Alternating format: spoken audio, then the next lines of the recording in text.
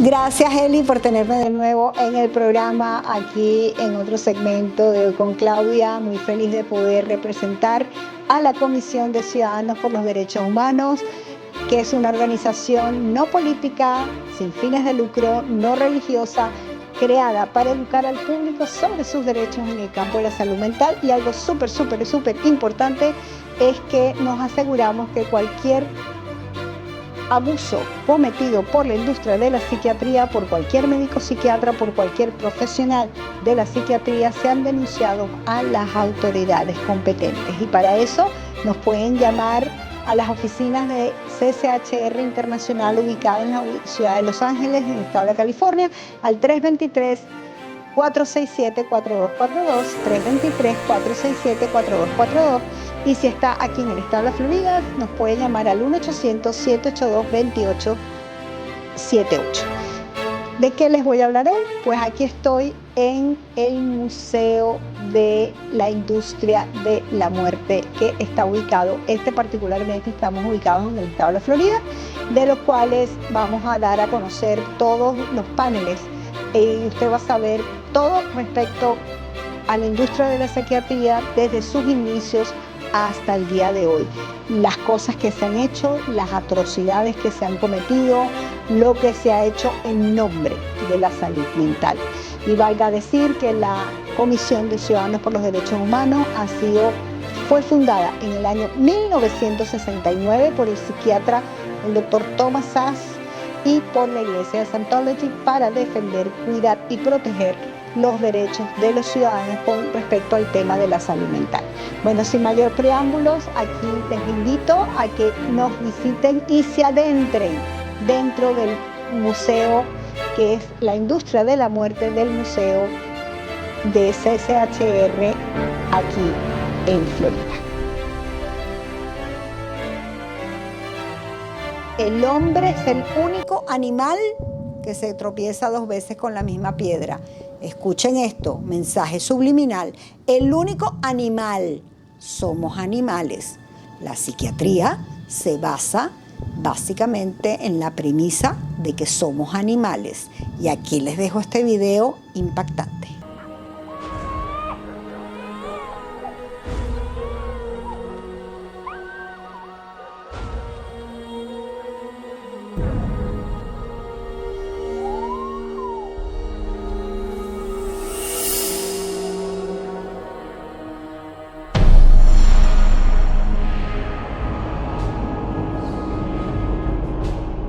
Leipzig University, Germany, 1879.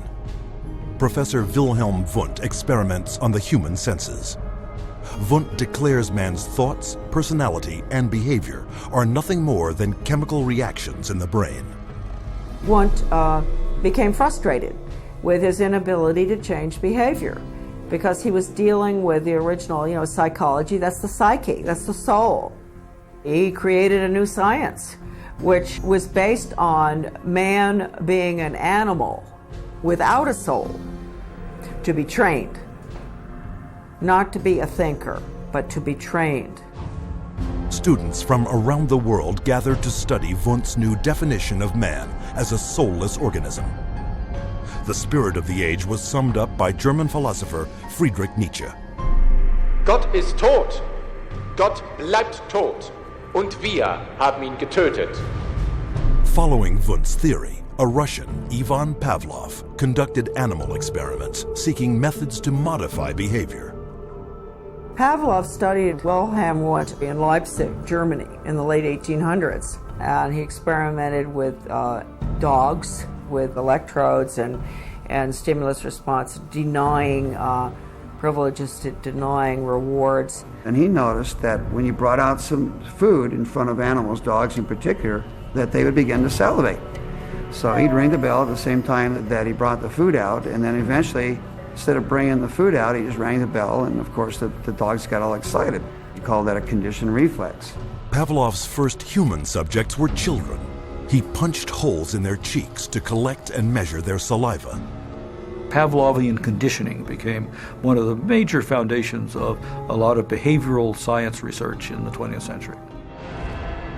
The idea that behavior could be controlled through repetitive conditioning became known as behaviorism. The behaviorists believed that all children are animals and can be trained as animals. This was the view of behaviorists. As a matter of fact, John Watson, the most famous of the behaviorists, says that you have to treat human beings or look at human beings the way you would look at the ox you slaughter. See, the behavior is not interested in what's up in your head or your soul because they don't believe there is a soul.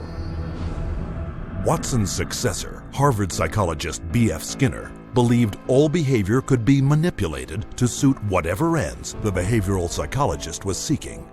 Skinner developed what's called operant conditioning, where he was able to demonstrate you can change animal behavior by certain schedules of reinforcement, by giving them rewards at certain times, and then you can teach pigeons to play ping pong, for example, and you can teach rats to run mazes, and you can teach human beings to seek certain economic or societal rewards. Skinner could actually shape new behavior patterns, and this actually was the sort of thing he quite soon became very famous for.